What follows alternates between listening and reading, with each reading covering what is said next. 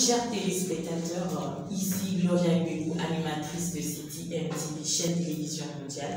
Nous avons comme invité aujourd'hui Monsieur Daniel, qui est un serviteur de Dieu, directeur d'une société et fondateur d'une école. Merci beaucoup, Madame Gloria. Nous sommes dans le domaine de la culture, plus précisément la religion. Alors, Monsieur Daniel, en tant qu'un homme de Dieu, vous avez sûrement vu certains cas et on a vu que vous avez réussi un peu dans votre vie. Alors, notre question aujourd'hui, c'est pourquoi certains chrétiens aujourd'hui sont limités dans leurs affaires? D'autres se disent qu'ils sont appelés et ils ne veulent plus travailler. Alors, qu'est-ce que vous pensez de ces genres de chrétiens? Bonjour tout le monde, très bonjour d'ailleurs. Juste pour rectifier quelque chose, je ne suis pas encore un serviteur de Dieu, mais je suis en cours de formation. Bien sûr, dans quelques années, je vais achever.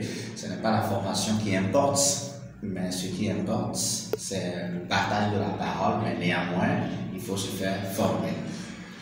Donc, pour répondre un peu sur ta question, je crois que c'est une question très pertinente et je suis vraiment très content de répondre à ces genres de questions. Je dirais que dans le milieu chrétien, il y a plein de chrétiens qui ont réussi et il y a d'autres qui ne le sont pas. Mais ça n'exprime pas que dans l'économie en général, les chrétiens ne font pas partie. Parce que si nous voyons les statistiques aujourd'hui, les dirigeants du monde sont des chrétiens. Mais en partie, les sous-dirigeants du monde sont de l'autre monde, je dirais.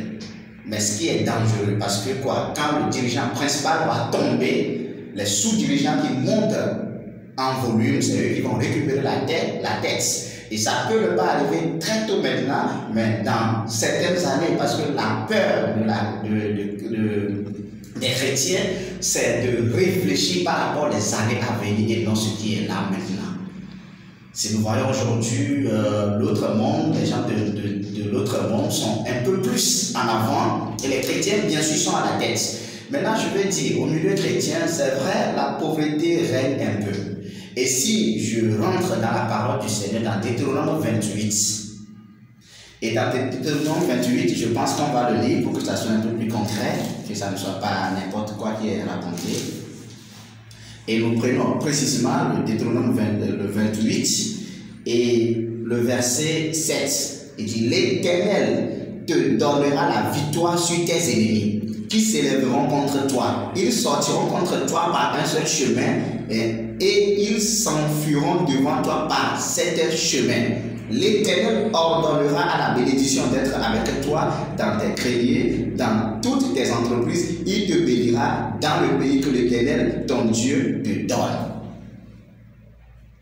Donc, ce qui sous-entend que le plan de Dieu pour nous, c'est le bonheur, c'est la prospérité, c'est l'avancement, c'est le développement. Et le Seigneur veut que les chrétiens soient à la tête, parce que la terre nous appartient, en quelque sorte. Les enfants de Dieu, tout le monde peut défendre son domaine d'action ou son domaine religieux.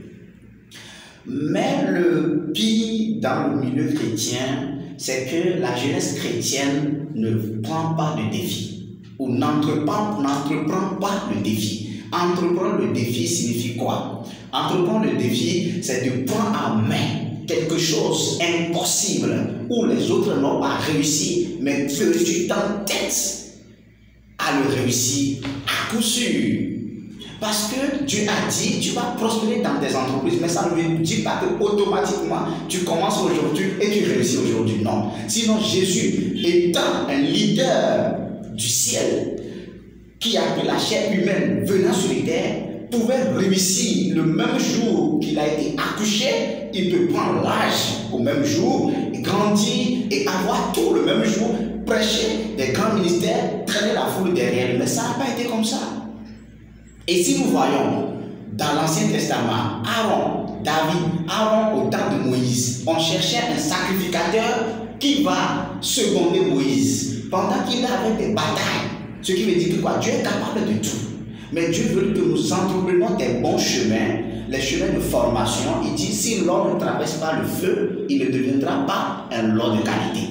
Donc, il faut que l'or traverse le feu pour devenir l'or de qualité. Donc Aaron, ils ont dit, tout le monde va jeter des bâtons secs dans une chambre et le bâton qui va pousser, c'est ce bâton-là. C'est le bâton de celui qui va pousser, pardon, c'est ce bâton-là qui sera choisi. Nous comprenons? Et là, le bâton d'Aaron, dans une seule nuit, le bâton d'Aaron a poussé des herbes. Le bâton sec a poussé des herbes. Ce qui veut dire que quoi? Un autre chrétien peut commencer aujourd'hui et réussir aujourd'hui. Un autre peut commencer selon le plan que Dieu a établi pour lui, commencer aujourd'hui et réussir 10 jours après. C'est une manière de parler. Vous voyez? Donc, c'est pour dire quoi? Si tu sais bien que tu veux construire une maison de 90 étages, et tout dernièrement, j'étais en Inde, j'ai assisté à la construction de Donald Trump, 84 étages, et ça a été, ce qui veut dire, j'ai compris que la fondation n'a pas été mal faite, la fondation a été bien calculée, ils ont pris le temps au niveau de la fondation. Donc tout dépend de ta vision. Et moi je crois que tout chrétien doit travailler. Néanmoins, nous respectons le serviteur de Dieu. Si quelqu'un sait bien qu'il a une vision claire, je ne veux pas toucher cette partie. Il y a des serviteurs de Dieu qui sont appelés à ne pas travailler et se consacrer à Jésus-Christ. Ça, c'est un appel individuel ou sacrificiel entre eux et Dieu. Mais je vais plutôt rentrer dans la foule.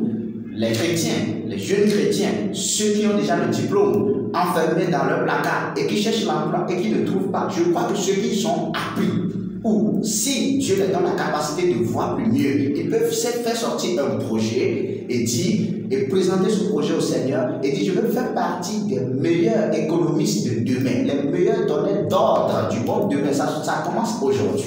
Mais si tu ne prends pas l'engagement de prouver ta place dans le monde de demain, tu risques de devenir quoi? Qui ne risque rien, n'a rien. Et tu auras une place vide. Et pourtant, le Seigneur attend des héros. Donc, selon moi, pour conclure un peu ta question, au milieu chrétien, il y a des gens qui réussissent bien, il y a ceux qui ne réussissent pas, mais je conseille plutôt la jeunesse de 18 ans à 35 ans d'entreprendre, même s'ils travaillent dans une structure, dans une société, de travailler. J'étais engagé à Jimmy Omoa, c'est une filiale de BCAO. J'ai travaillé là-bas, j'avais un bon salaire, mais pourtant j'avais mon projet à pied. Arrivé à un moment, j'ai déposé ma démission. J'avais 2 ans de contrat, j'ai déposé ma démission. Après, je suis passé à l'autre bord. Ce qui veut dire que quoi? J'ai le sang d'entreprendre, je voulais représenter la jeunesse de demain et je voulais aussi que le Seigneur fasse de moi quelqu'un de très important pour que je sois un exemple palpable comme les autres l'ont été. Il y a mes prédécesseurs, des grands chrétiens qui sont des milliardaires. Moi, je ne suis qu'un enfant, mais je suis sur le chemin. Je ne me minimise pas.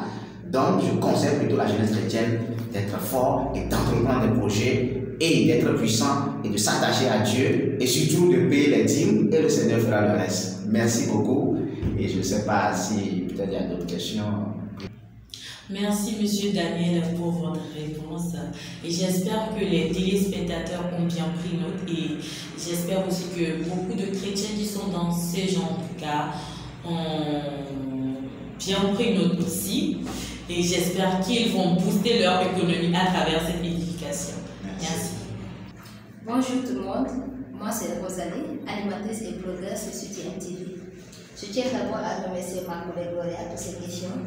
Et merci à vous aussi, M. Daniel, pour vos réponses pertinentes. Merci, Mme Rosalie. Moi, j'ai des questions, mais c'est surtout sur le leadership, en fait. La première question, c'est quelle définition pouvez-vous donner de leadership? Merci, mademoiselle Rosalie. Et je crois que le leadership, selon moi, c'est la mentalité. Je ne vais pas répéter ce que les gens disent sur Google ou d'autres. Je veux définir selon ma propre compréhension dans le leadership. Ça fait déjà 7 ans que je suis là-dedans, même si c'est une petite expérience, je peux le partager. C'est la mentalité. Un leader, c'est celui qui range sa mentalité et qui est posé en lui.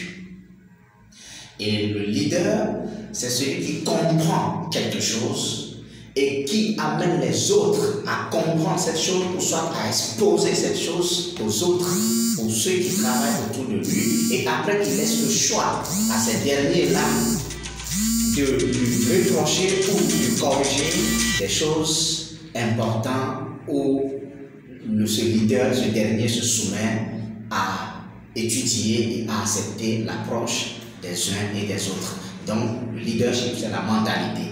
Un leader rangé dans sa mentalité peut mener une bonne action de leadership. Merci.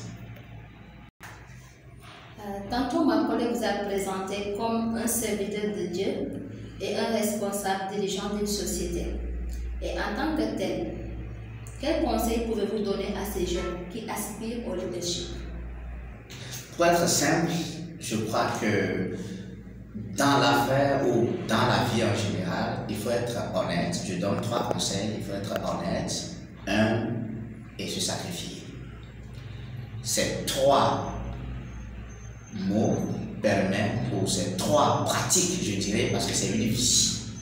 Ces 3 pratiques permettent à un leader de lever son épaule et d'avancer dans la vie. Donc c'est le conseil que je peux donner à la jeunesse en général ou la jeunesse chrétienne. Merci. Merci beaucoup. Bon, vous avez parlé d'honnêteté, d'humilité et de sacrifice. Dans un monde où il y a la règne la fausseté, où règne juste l'apparence, comment devenir humble, honnête, alors que nous savons tous que la nature de l'homme est orgueilleuse. Merci beaucoup. Je crois que l'honnêteté, l'humilité, le sacrifice, c'est un choix. C'est une décision.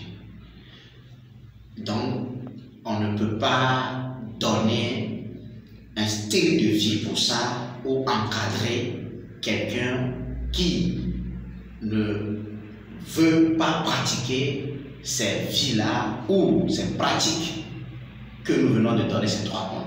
Donc, quand la personne fait le choix d'être humble, d'être honnête et de se sacrifier, il le fera librement et je crois que son leadership peut réussir. Donc, c'est un choix, c'est une décision et c'est une vie à vivre. Merci beaucoup. On voit qu'aujourd'hui, de nos jours, des gens sont prêts à dépenser de l'argent pour des séminaires sur le leadership. Et selon vous, est-ce une arnaque ou une nécessité pour réussir dans un bon secteur? Pour moi, c'est exemplaire de le faire. C'est très capital parce que on dit souvent que l'homme ne peut donner ce qu'il a. L'homme ne peut enseigner ce qu'il a appris. Il ne peut pas aller au-delà de sa connaissance. Donc la connaissance n'a pas de prix en quelque sorte. Mais si nous voyons dans une autre phase ou en un côté, il faut juste déposer quelque chose qui te permet d'apprendre et de mettre en pratique ce que tu as appris. Mais le mieux aussi, c'est de s'évaluer, faire une auto-évaluation de toi-même pour voir ce que tu apprends, l'investissement que tu fais. Est-ce que ça rapporte un changement dans ta vie? Mais s'il n'y a pas ça, je crois que tu vas revoir et sélectionner des séminaires et de part aussi, et mesurer aussi ton niveau. Tu n'as pas besoin d'assister au séminaire de certaines grandes personnalités pendant que tu ne pourras pas, parce que ce qu'ils vont dire là-bas, ça serait à la hauteur de ton attente. Donc il faut présélectionner certains séminaires et ne pas faire des investissements qui ne vont rien donner. Et faire une planification sur 1 à 5 ans, en sachant que sur 1 à 5 ans, la société sera là. Et qui sont ceux-là, ou quels sont les séminaires que je devais participer qui me permettent de lancer. Et quand tu vas à un séminaire où il y a un capital de 100 milliards de dollars, pendant que tu as un chiffre d'affaires de 100 millions de francs CFA, ça ne sert à rien. Parce que ceux-là qui vont à ce séminaire, c'est des grands économistes. Et tu ne vas rien comprendre et ça tourne à perte. Sélectionner ces séminaires et participer à les formations, je pense que c'est capital. Mais le conseil que je donne, c'est de prendre ce qui est important et de se faire former là-dedans. Et le reste, je crois que ça va aller. Merci, c'est tout ce que je peux dire. Merci, M. Daniel, pour vos réponses. Et retenons comme il l'a dit, le leadership, c'est d'abord une mentalité et ça demande de l'honnêteté. Ça demande d'être humble et le sacrifice, c'est-à-dire dépenser de l'argent pour les séminaires et après mettre en pratique ce que nous avons appris. Merci. Merci, chers téléspectateurs. J'espère que vous nous avez suivis du début jusqu'à la fin. Et n'oubliez pas de venir toujours nous suivre sur notre chaîne. Bye.